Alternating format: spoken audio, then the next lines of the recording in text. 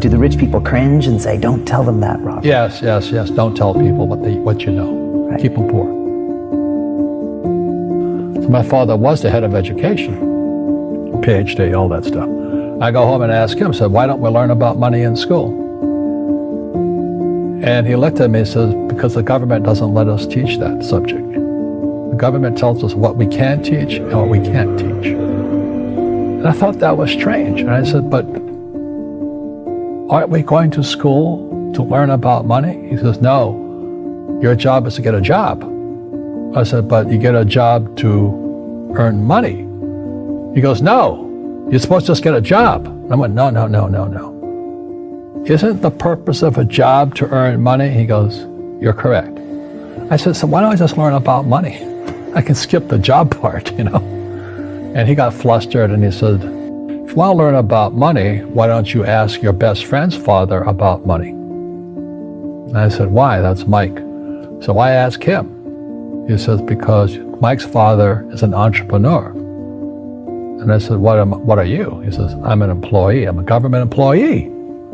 I went, oh, what's the difference? He says, the difference is an entrepreneur must know about money, or they're no longer entrepreneurs. And he says an employee doesn't have to know anything about money, because the government will take care of them, the company will take care of them. So I'm all confused.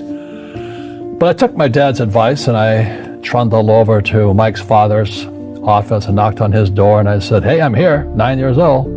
Teach me about money. He says, beat it, kid, But that's where the story of Rich Dad, Poor Dad started. And finally, through persistence, my rich dad started teaching me about money on one condition. And that condition was he would never pay me. He says, the moment I pay you, you think like an employee. He says, that's the trap. Entrepreneurs work for free. And now I'm 9 years old, my head's going cracking in half. He says, you never want a paycheck. You understand that, kid? I said, okay, I got it. And he says, well, how do I make money? He says, that's what entrepreneurs figure out. It's like, so how do I learn about money?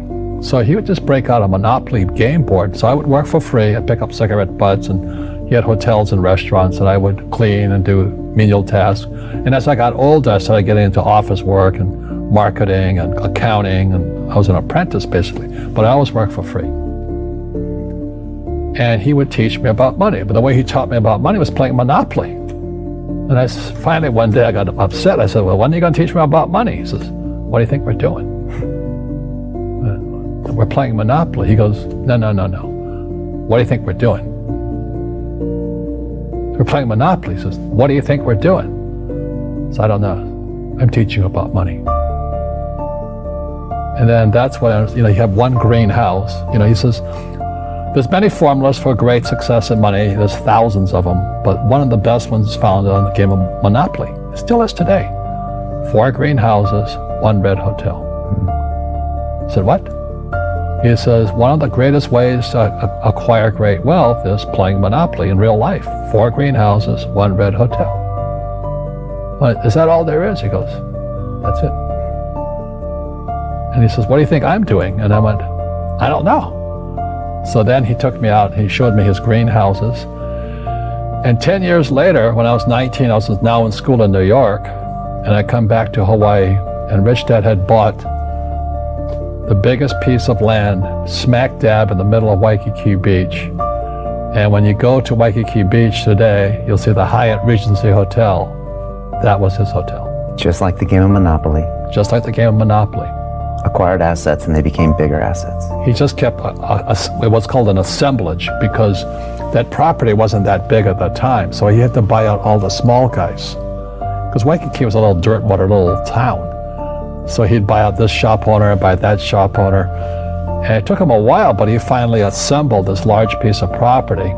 And then he and Hyatt put up this giant hotel. It just sold for $800 million. So that's how I learned about money.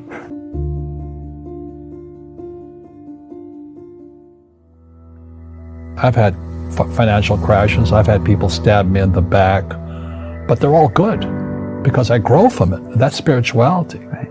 People who are afraid of making mistakes, like they teach in school, they don't ever grow.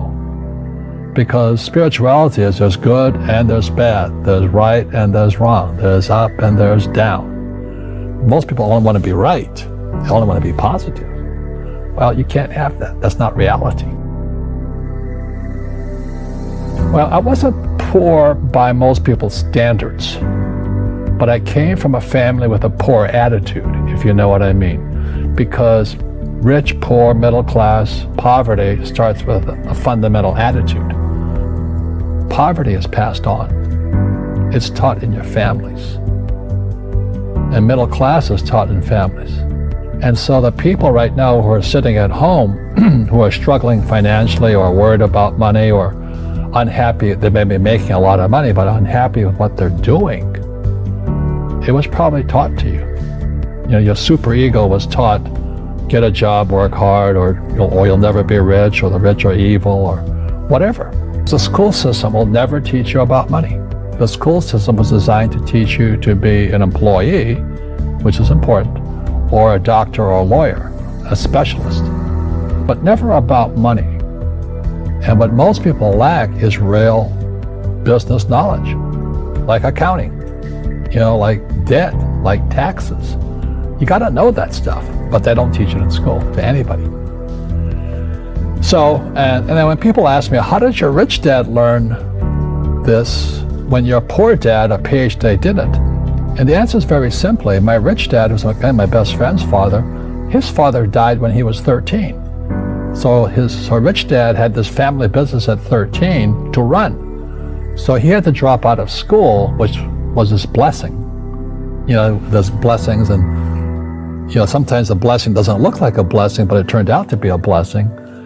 And then his teachers became his bookkeeper, his accountant, his attorney, his banker, his real estate agents. So he has what I call real teachers, not these fake teachers in school.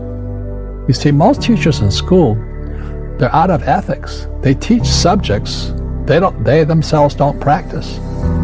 I asked the teacher, I said, I'm in my third year of calculus now. It was called strength of materials. I said, am I ever going to use this stuff? He goes, no. I said, why do you teach it?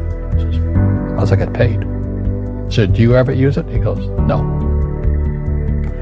And that's why, you have to, in life, one of the things I suggest to people, you got to find a real teacher versus a fake teacher. And a fake teacher is somebody who doesn't do what they teach. And a real teacher is doing what they teach every day. So my accountants, my attorneys, they're in it every single day. And that's how I learn, because every day I'm solving problems in my business. So I have accountants and attorneys and bankers and all these people on speed dial because I'm solving problems with my team. I see you giving this knowledge out, and do the rich people cringe and say, don't tell them that, Rob? Yes. Don't tell people what you know. Right. Keep them poor. But, unfortunately, the poor, as was in the Bible, I'm not real religious, the poor will always be amongst us because it starts up here. Right, it's that fear mentality. It's in their words, and the words become flesh. Again, I'm not really religious. I flunked out of Sunday school also. But when they say I can't afford it or I can't do that, they go down. They become what they say. My PhD daddy says, what do you think I am, made of money? I can't afford that. And my rich dad would say, that's why he's poor. Poor people say, I can't afford it, I can't do that, I don't have time. Because it's an escape. It's an escape. You know what I mean? It's easy to say, I can't afford it. And your rich dad used to say what instead of, I can't afford it? How can I afford it? How can I do that? What would it take? Or why should I do that? He says that a question opens the mind, a statement closes the mind. So when you say, I can't afford it, your mind shuts down and you become what you say. Rugby is a team sport, but so is soccer. The rules are different. And other people are golfers. They play by themselves. And so everybody's different. So my game financially is business, number one. Second is real estate. So what I say to young people is, you find your game.